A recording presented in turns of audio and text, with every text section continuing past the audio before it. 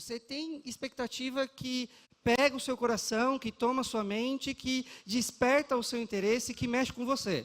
Essas expectativas às vezes te deixam empolgado, essas expectativas às vezes te deixam para baixo, mas todos temos expectativas. Me lembro que quando eu era pequeno, quando eu era criança, os meus pais diziam às vezes para mim que a gente ia viajar. Por causa da nossa condição social, às vezes a gente não fazia muitas viagens. Tampouco a gente fazia também alguns passeios. Então isso era muito limitado por causa da condição financeira da minha família. Mas toda vez que eles viravam para mim e falavam assim, nós vamos viajar, o meu coração batia 200 por hora. Eu não dormia mais, eu ficava sem comer, eu não conseguia mais prestar atenção nas aulas, eu não conseguia mais focar naquilo que eu precisava focar. Como não era algo que acontecia sempre, a expectativa do meu coração me deixava extremamente ansioso. Extremamente ansioso. O meu coração batia forte, eu ficava ansioso, não conseguia dormir. Às vezes, Às vezes acontecia a viagem. Às vezes aquilo que tinha sido prometido, aquilo que tinha despertado a minha expectativa acontecia e era muito legal. Mas às vezes não. Às vezes, próximo da data, meu pai falava, olha, as coisas mudaram. Você passou tudo isso, mas não vai acontecer mais. Então, imagina como é que uma criança fica diante desse cenário. Na verdade, todos nós sofremos com expectativa. Quando eu era criança, eu passava isso, e eu, conforme fui crescendo, fui aprendendo a lidar com as minhas expectativas. Não, por exemplo, que agora eu não esteja com uma expectativa. Não que antes de subir eu não estivesse com uma expectativa. Eu ainda tenho as expectativas e elas ainda mexem comigo. Mas a diferença é que essas expectativas estão sendo controladas conforme eu vou crescendo e amadurecendo e também, sobretudo, conhecendo o Evangelho. Mas uma coisa muito especial é que tem um grupo que tinha uma expectativa. Na verdade, todos os grupos humanos, independentes do lugar onde está, têm um tipo de expectativa. Se você nasceu aqui no Brasil, você tem um tipo de expectativa. Se você nasceu no Brasil, na Vila dos Remédios, você tem uma expectativa. Na verdade, é muito difícil alguém ter nascido aqui, exceto se nasceu em casa. Mas se você nasceu na cidade de Osasco, você tem um grupo ou uma expectativa que é representação de um grupo social que você vive. Se você faz parte de uma família específica, seu pai, sua mãe, seus avós, seus irmãos têm um tipo de expectativa específico. Às vezes, essas expectativas que nós temos, elas são realizadas. E toda vez que a gente cria altamente uma expectativa e ela é realizada, a gente fica feliz, a gente fica contente, a gente quer compartilhar. Hoje a gente compartilha nas redes sociais, a gente faz várias coisas com isso. A gente quer que as pessoas celebrem conosco aquilo que Deus permitiu que a gente viva. Então, quando a gente realiza expectativas, o nosso coração fica muito contente. A gente se alegra. Às vezes, você que é mais jovem, principalmente as meninas, que estava super ansiosa e aquele menino bonito do ensino médio foi e te deu o primeiro beijo. E o coração fica extremamente ansioso e você quer compartilhar com todas as amigas ao mesmo tempo. Então, antes ligava, agora faz uma videoconferência e fala para todas juntas. Às vezes, você que é um pouco mais jovem, fez um vestibular e conseguiu passar.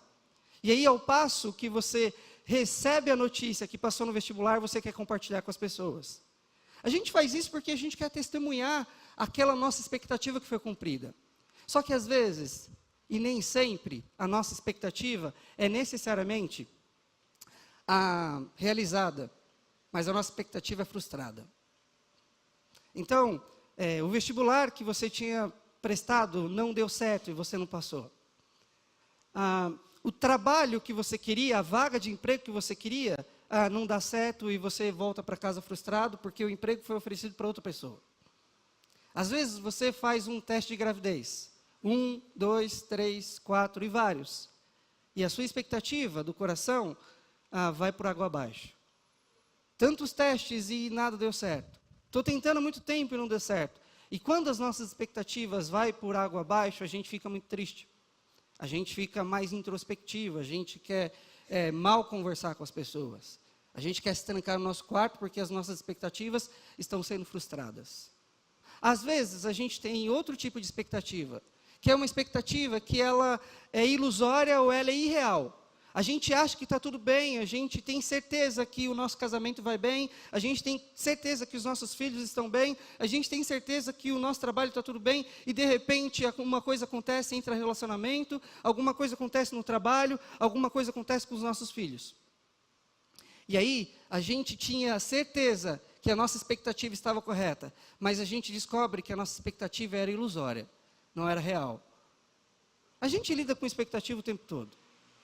Se você é ser humano, você sofre assim como eu, de várias expectativas. Eu estou aqui e vi que o Kenjico olhou para mim e começou a rir. Ser humano, nós sofremos com as nossas expectativas.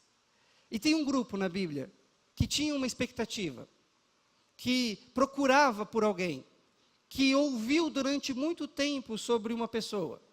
Eles ouviram falar de um ser, de uma pessoa, de alguém que viria para a história, que seria conhecido como Messias. E eles geraram dentro do coração deles uma expectativa. Eles escreveram sobre a expectativa que tinham. Quando um profeta do Antigo Testamento se levantava, eles diziam, apelavam, ensinavam as pessoas, olha, virá alguém, e esse alguém que virá, esse Messias que virá, fará coisas para o nosso povo, transformará a nossa história. A gente não vai sofrer como a gente sempre sofreu, vai acabar todo esse tormento, não vai ter mais perseguição, a gente não vai mais ficar longe do Senhor. O coração do povo de Israel, o coração dos judeus ficou extremamente cheio de expectativa, esperando que viesse alguém específico, que viesse um ser que de fato traria para eles uma nova vida, um novo tempo.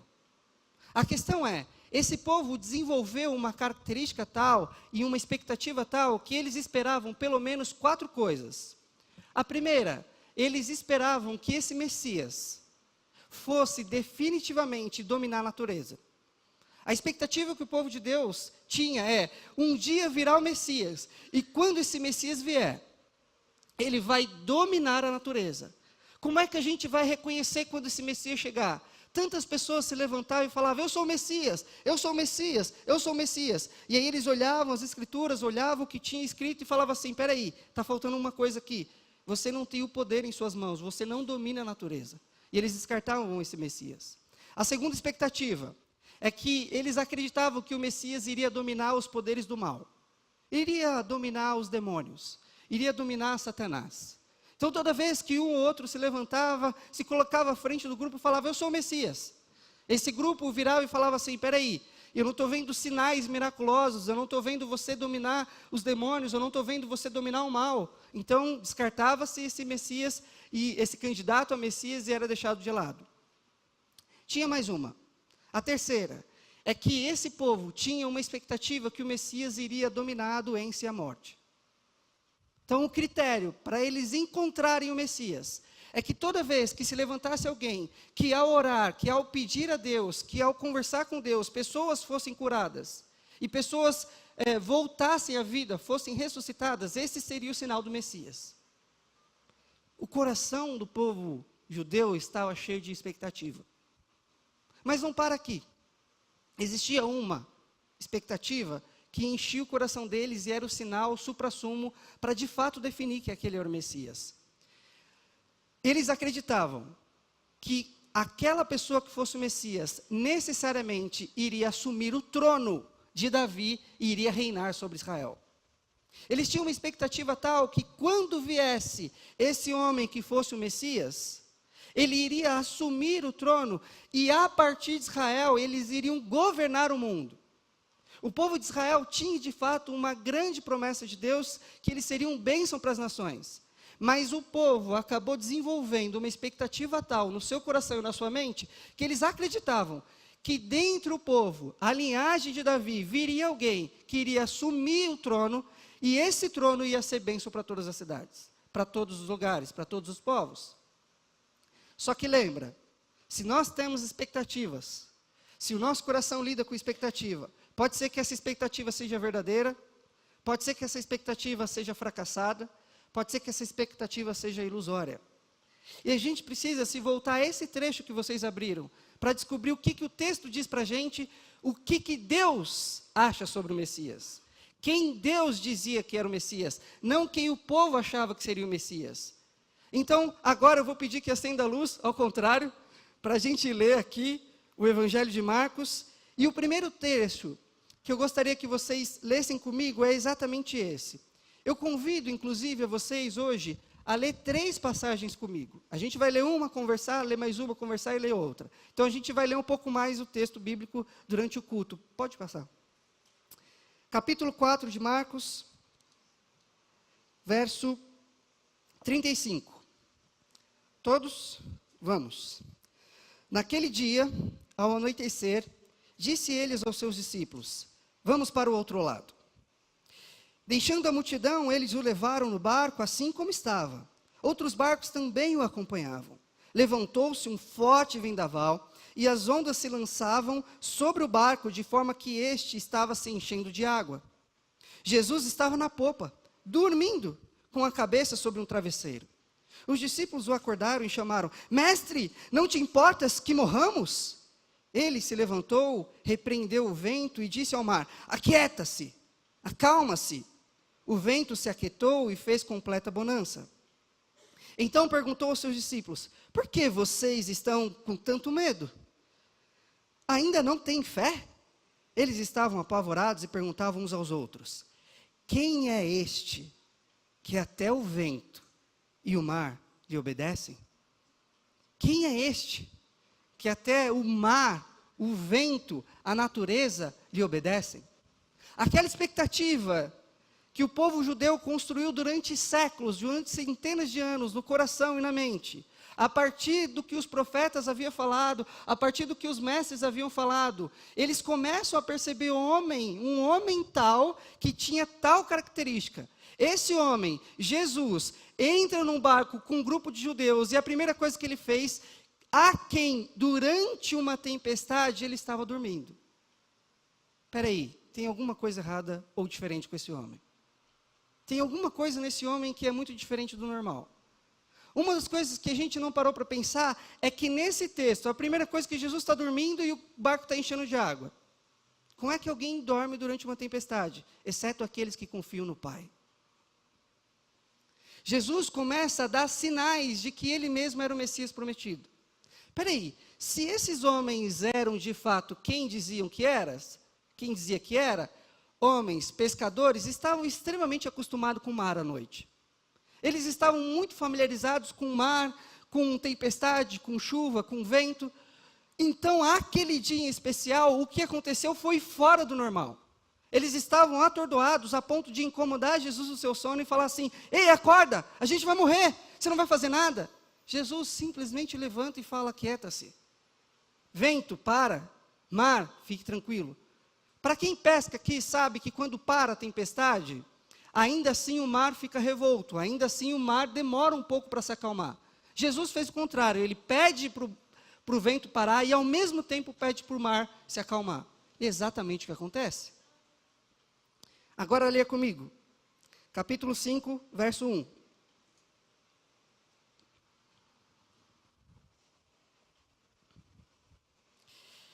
Eles atravessaram o mar e foram para a região dos Gerasenos. Quando Jesus desembarcou, um homem com o espírito imundo veio aos sepulcros ao seu encontro.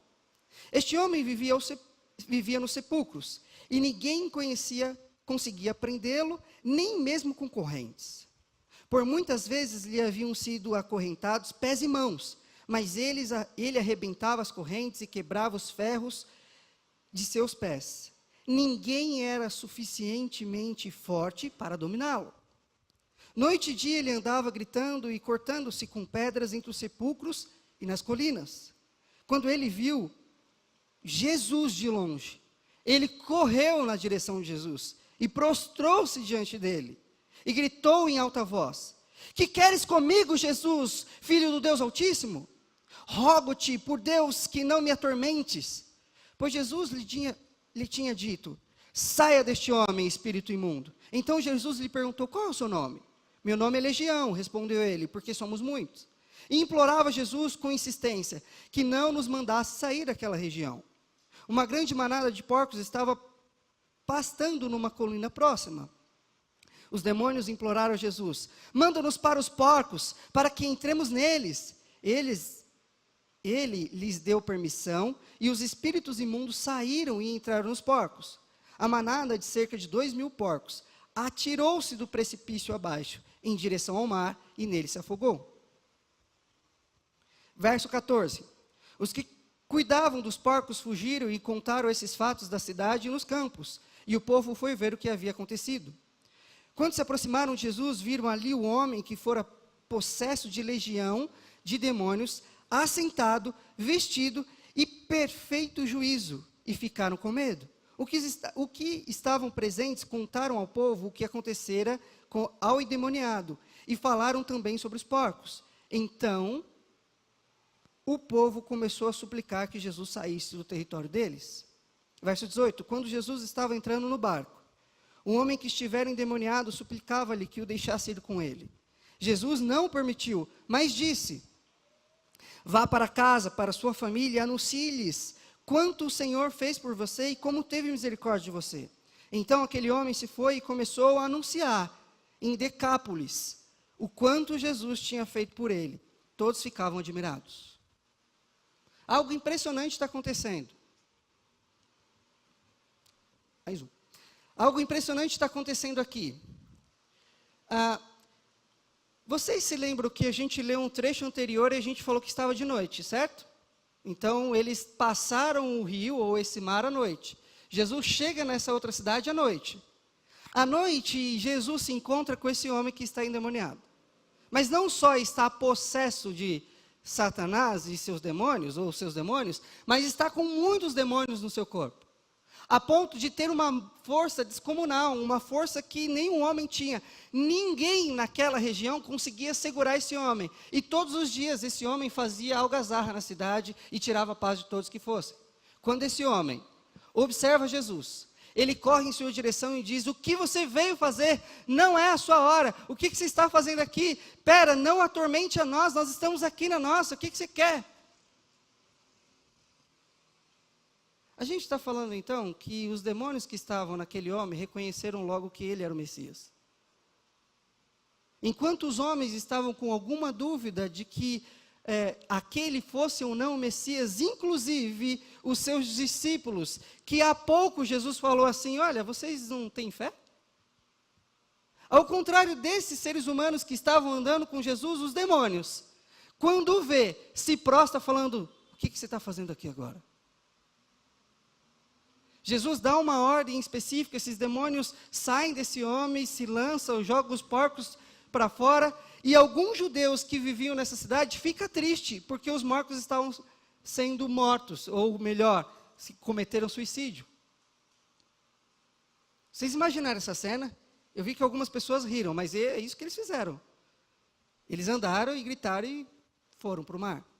Mas a questão que a gente precisa pensar nesse trecho é o que Jesus está apresentando para o povo sobre si mesmo. Quando esse endemoniado volta sã, bom, vestido, bom e restaurado, Jesus fala assim: agora você não pode vir comigo, você precisa ficar aqui anunciando aquilo que Deus fez contigo. E algo especial que está acontecendo aqui é que Deus está usando e revelando a partir de Jesus que um novo tempo havia começado. Que o reino de Deus estava sendo estabelecido, que um novo reino estava sendo despontado naquela história. Enquanto os judeus tinham a plena convicção que o Messias que viria, iria reinar num trono de Davi, e iria fazer do povo de Israel aquilo tudo que eles queriam ser, Jesus estava inaugurando um novo reino. Jesus estava estabelecendo uma nova ordem. Só que a diferença entre a expectativa do homem judeu e a expectativa que Jesus estava inaugurando era que o reino de Jesus era um reino espiritual. Então homens estavam sendo libertos de possessão demoníaca. O mar, a natureza, a tempestade estava sendo colocado sob o domínio de Jesus. Jesus estava a cada dia caminhando para a cruz. E caminhando para a cruz ele estava dizendo quem ele era, o próprio Messias de Deus. Leiam comigo agora. Capítulo 5, verso 21. Tendo Jesus voltado de barco para outra margem, uma grande multidão se reuniu ao seu redor, enquanto ele estava à beira do mar. Então chegou ali um dos dirigentes da sinagoga, chamado Jairo. Vendo Jesus, prostrou-se aos seus pés. Ele implorou, quase não sai essa palavra, gente. Implorou insistentemente: minha filhinha está morrendo. Minha filhinha está morrendo. Vem, por favor, e impõe as mãos sobre ela, para que seja curada e que viva. Jesus foi com ele. Uma grande multidão o seguia e o comprimia. E estava ali certa mulher que havia 12 anos, que vinha sofrendo de hemorragia. O ciclo menstrual dessa mulher não parava. Durante 30 ou 31 dias no mês, ela tinha o corrimento. Ela perdera muito sob o cuidado de vários médicos e gastara tudo o que tinha. Mas em vez de melhorar, piorava. Quando ouviu falar de Jesus, chegou por trás dele, no meio da multidão, e tocou em seu manto. Porque ela pensava o seguinte: se eu tão somente tocar em um manto, ficarei curada. Imediatamente cessou sua hemorragia e ela sentiu que seu corpo estava livre de todo sofrimento. No mesmo instante, Jesus percebeu que dele havia saído o poder. Virou-se para a multidão e perguntou: quem é que me tocou? Quem é que me tocou? Jesus sentiu que havia saído dele poder. Havia saído dele alguma coisa que não era normal, de tantas pessoas que estavam se encostando, nada tinha acontecido. Mas de repente alguém encosta na sua roupa e um poder sai dele. Quem é que me tocou? Os discípulos viram para ele e falam assim: Jesus, você está de brincadeira? Você está no meio de uma multidão e você quer saber quem te tocou? Não quero saber de vocês, eu quero saber quem foi que me tocou. E a mulher, cheia de vergonha, sabendo que poderia sofrer por causa da religião da época, fala assim: fui eu que te toquei. E explicou a Jesus o que tinha acontecido. E aí Jesus, por causa da fé que ela teve, não precisou nem dar ordem, só por causa da fé que ela teve em Jesus, que se tocasse em Jesus, saiu o poder dele e a curou. Nesse processo, quando a coisa ainda está acontecendo, essa mulher, a gente precisa se lembrar que se ela estava num ciclo menstrual, o povo judeu tinha uma prática em que quando a mulher está num ciclo menstrual, ela sequer dorme com o homem na mesma cama, porque ela se torna impura para a religião judaica. Nesse aspecto, a segunda coisa que acontece é que essa mulher não pode ser tocada por um homem. Então, toda vez que um homem encostasse uma mulher, melhor, ele evitava a todo custo não encostar. Mas quando encostava, ele chegava em casa e fazia um cerimonial de limpeza, para que a impureza da mulher, se caso tivesse encostado em alguma, não ficasse nele. Enquanto essa mulher está sofrendo psicologicamente, emocionalmente, espiritualmente, socialmente e financeiramente, porque todo o seu dinheiro tinha acabado, ela se encontra com um rei. E a vida dela é ressignificada. Enquanto está o auê, porque havia acontecido uma cura, vem a família de Jairo. E quando a família de Jairo chega, eles viram para Jesus e falam assim: não precisa mais. Jairo, sua filha morreu. Jairo não precisa mais, já está acontecendo praticamente um velório lá. Jesus simplesmente ignora essa fala. Fala para Jairo: vamos até a sua casa. Pega alguns discípulos, vai até aquele cenário, quando chega, já está aquele pranto, já está aquele choro. Jesus fala: por que vocês estão assim? Ela não morreu, ela está dormindo. As pessoas começam a zombar de Jesus, começam a zombar do Pai. Ele fala assim: sai todo mundo, deixa eu, os pais e os meus discípulos. Talita cumi, levanta. Talita cumi, fique de pé. Ela simplesmente levanta. Jesus aqui está cumprindo mais uma expectativa do povo. A expectativa em que, de fato, ele teria autoridade sobre doenças, assim como essa mulher que lemos, e também sobre a morte, assim como a mulher que lemos. Uma mais velha e uma mais nova, ambas sofrendo. Detalhe: por causa do povo judeu, um judeu não poderia tocar em um cadáver, porque ele também era impuro. Se tocasse em uma mulher, ele ficava impuro durante um dia. Se tocasse em um cadáver, ele ficava impuro durante 7 dias. Jesus não se importou com a expectativa judaica, tocou na mulher e tocou no cadáver. Só que ele traz vida onde quer que ele toca. Esse é o nosso rei. Esse é o nosso rei. A expectativa está muito para cima. A expectativa que o homem tinha é suplantada, é ressignificada, é transformada, é trazido de outra forma. E Deus começa a trazer na história humana o Jesus, de fato aquele que era Messias.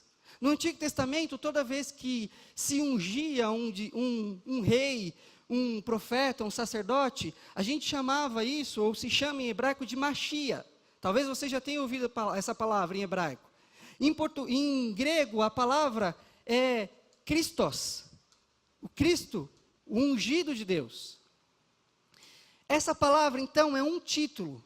Esses dias eu estava conversando com uma pessoa muito próxima a mim, e aí eu estava explicando que Cristo, que vem depois de Jesus, não é necessariamente um sobrenome. É um título. Então, Jesus, o Cristo. Jesus, o Messias. E Deus estava falando para o povo, de fato agora, eu, Deus, estou colocando entre vocês o Messias. Aquele que de fato é o Cristo. Aquele que de fato vai fazer a diferença. O povo então começa a olhar para Jesus e fala, tem alguma coisa nesse homem. Porque ele tem autoridade sobre a natureza, ele tem autoridade sobre mortos, ele tem autoridade sobre demônios, ele tem autoridade sobre doenças.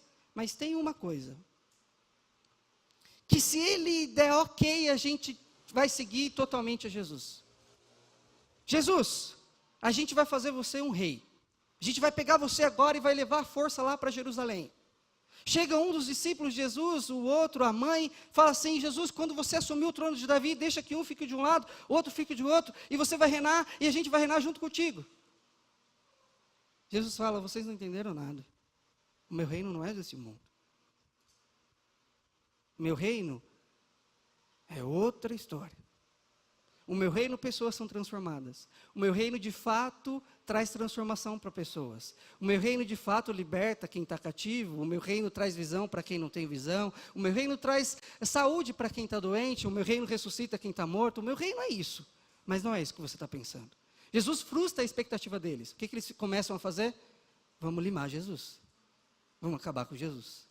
Porque até agora estava ok, mas se ele não quer nos libertar da força de Roma, nós não queremos chegar perto. Se ele não vai assumir o trono de Davi, eu não quero esse Messias para mim. Cáspita, Jesus já fez tudo isso. Você ainda quer que ele sente, ele está te libertando de uma prisão que é eterna, e você ainda quer que ele se sente aqui no reino. Jesus está ressignificando a expectativa do povo judeu, dizendo, eu sou o verdadeiro Messias. Eu sou o Messias de Deus. Jesus estava cumprindo muito além daquilo que o povo esperava. O povo tinha uma expectativa, Deus tinha outra expectativa. Nós temos uma expectativa, às vezes Deus tem outra expectativa. Às vezes as nossas expectativas do coração estão aflito diante de várias situações que a gente vive. De fato, às vezes você já tem feito vários testes e ainda não é anunciado a gravidez. Talvez você já tenha passado muito tempo orando e seu filho não se encontra ou não é encontrado por Jesus. Parece que as coisas estão indo bem no seu trabalho, mas de repente alguma coisa acontece e alguém puxa o seu tapete. Talvez a gente tenha expectativas que o Senhor queira ressignificar hoje. Talvez você tenha vindo até aqui e não sabe que o Senhor te trouxe até aqui para mudar a sua expectativa. O que você precisa não é outra coisa a não ser parar de tentar de dar conta da sua vida sozinho. O que Jesus está falando para a gente, a partir dessas expectativas que estão sendo transformadas, é que Ele deseja que a gente não viva mais as nossas vidas tentando a gente dar conta da nossa vida. Porque Ele não é um Deus distante, Ele é um Deus que vem para a nossa história, que ordena e a natureza obedece, que ordena e as doenças saem, que ordena e morto é ressuscitado, que ordena e Satanás foge. Nós estamos de fato diante daquele que é o Messias de Deus. E talvez você esteja aqui hoje e o Senhor esteja falando isso para você. Até onde você vai com a sua expectativa? O que é que precisa de fato ser transformado dentro de você? Por que é que você vive tentando dar conta da sua vida como se eu não existisse? Por que você está levando um fardo tão grande que não é para ser levado? Por que você ainda tenta se salvar? Por que você acha que o que você faz vai se tornar justo diante de mim? Por que esse fardo está tão pesado e você não consegue mais levar? O que Deus está fazendo conosco é ressignificando a nossa expectativa. Nós estamos esperando uma coisa, e o Senhor está prometendo algo muito maior. A gente tem uma expectativa que se a gente orar, que se a gente fizer algumas coisas, que se eu trabalhar bastante, que se eu servir bastante a igreja, que se eu atender muitos pobres, que se eu participar do Ministério de Misericórdia, as coisas vão acontecer e Deus vai me aceitar. Ele está falando assim, não é essa expectativa que você precisa ter. A expectativa que você precisa ter é que eu já te dei o meu filho. Ele é o Messias, é por causa dele que eu te aceito, não por causa de você. Não é a força dos seus braços que te faz eu te aceitar, é o meu amor em Cristo Jesus que te aceita. Por que é que você está levando uma carga que não precisa ser levada? Por que é que você ainda dorme angustiado, tentando, Deus, eu não estou dando conta da minha vida? O Senhor está ressignificando as nossas expectativas. Assim como fez com o povo de Israel, Ele quer fazer conosco. Na verdade, Deus está hoje não só ressignificando as nossas expectativas, como está transformando quem nós somos. Porque é impossível estar diante de Jesus e não ser transformado. É impossível Jesus aparecer na jogada e não vencer o jogo. É impossível, mesmo que pareça diante dos nossos olhos que o jogo está sendo vencido, porque Jesus está morrendo, mas ninguém sabe que ao morrer ele está ganhando. Então, mesmo que digam para a gente que a gente esteja do lado fraco da força, que a gente está do lado errado, se nós estamos com Jesus, nós estamos com Deus. Se nós estamos com Jesus, nós temos a graça de Deus para nós. Se estamos com Jesus, nenhum mal mais pode chegar até nós, e se chegar, nós temos a certeza que Ele não fará mal a nós, porque nós estamos com aquele que é muito maior do que qualquer mal que exista. Nós estamos diante de um Deus que supera as nossas expectativas, que transforma quem nós somos, e que diz para a gente hoje, até onde você vai com a sua expectativa? Quando é que você vai me deixar, de fato, ser o seu Senhor? Tony, eu já estou na igreja há muito tempo, eu já sou convertido há muitos anos, eu já sirvo a igreja há muito tempo. Talvez o Senhor esteja falando com você hoje. Você está vivendo há 20, 30, 40, 10, 5, 3 anos, mas ainda vive a partir da sua expectativa. E o Senhor está chamando cada um de nós a vivermos com a expectativa que Ele apresenta. Que mesmo que pareça que o jogo esteja sendo perdido, Ele ainda é o Senhor do jogo. Que ainda que as coisas pareçam que estão sendo perdidas, que Jesus está sendo vencido na cruz, mas Ele está vencendo a história. Que ainda que as nossas expectativas em muitos sejam frustradas, ainda assim o que Ele tem para nós é muito maior do que qualquer expectativa que a gente possa ter. Se você se esforçar muito e eu fizer um exercício com você agora falando assim, pensa, cria a maior expectativa que você pode criar. Cria a maior expectativa que você possa pensar. Deseja a maior coisa. Provavelmente Jesus vai frustrar essa expectativa. Mas Ele é extremamente poderoso para fazer infinitamente mais do que a gente pensa, do que a gente pede, conforme o poder dEle que atua em nós. Esse é o nosso Deus. Eu gostaria que vocês ficassem de pé, a gente já está encerrando. Gostaria que o grupo de louvor também viesse. E esse é o meu convite para vocês hoje. Esse é o convite do Senhor para nós hoje. Não disperse, não perca esse momento diante do Senhor. Se você pudesse agora ouvir a voz do Senhor, se você pudesse com o seu espírito, com a sua alma, ouvir Deus te perguntando, não está na hora de mudar a expectativa? Não está na hora de se entregar e render-se ao Evangelho?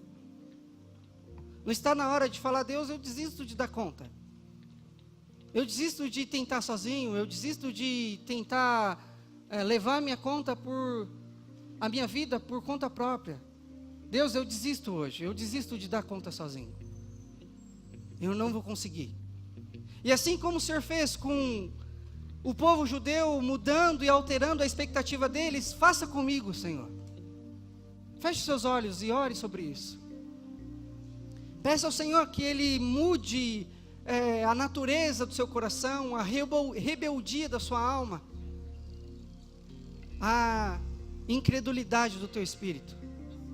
Peça ao Senhor que entre nos quartinhos escuros da sua alma, onde você não tem coragem de revelar, de abrir, e fala: Deus, muda esse lugar, muda esse ambiente, me livre de toda prisão emocional, prisão psicológica, prisão financeira, prisão social, um peso que alguém colocou sobre você, uma prisão que sobretudo é espiritual,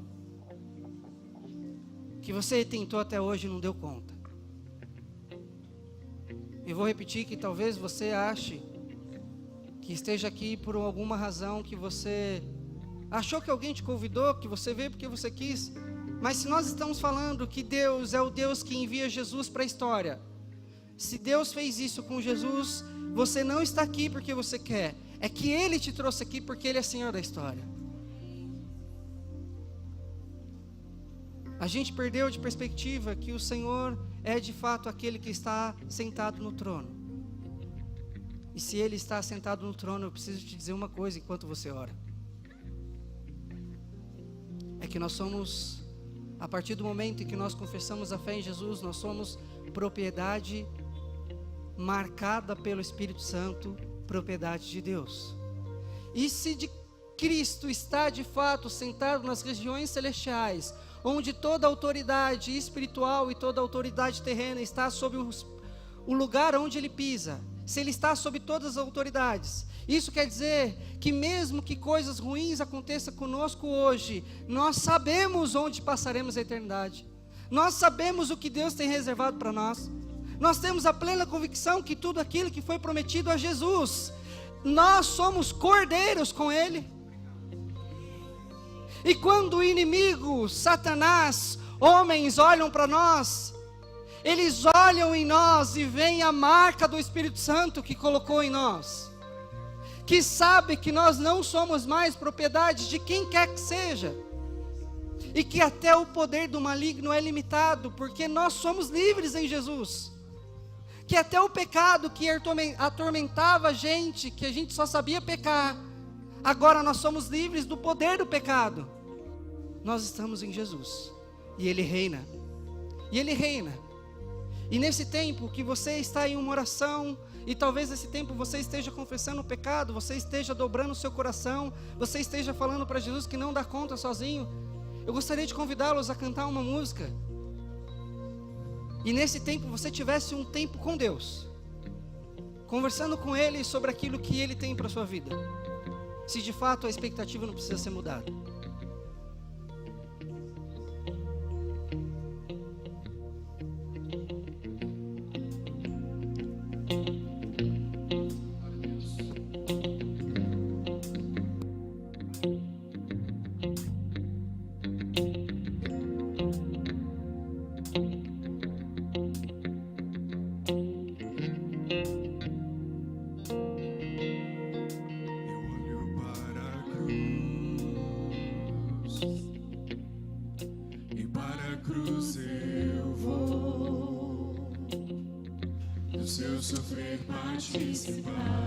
Esse é o convite do Senhor para você. Na sua obra vou cantar, meu Salvador, na cruz mostrou. Esse é o dia que o Senhor está te chamando de novo, para se entregar a Ele de novo. O justo Deus.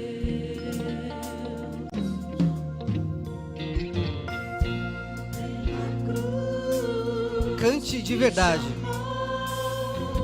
Gentilmente me atraiu e eu, sem palavras, me aproximo.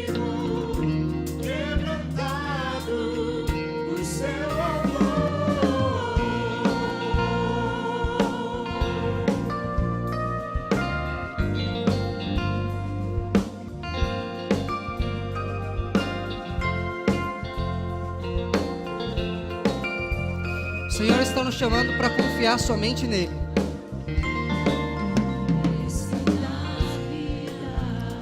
E nos entregarmos verdadeiramente para que Ele receba a glória na nossa vida. Para que Ele seja glorificado através de como vivemos. Para que Ele mude as nossas expectativas. Esse é o convite do Senhor. Mas isso é passado.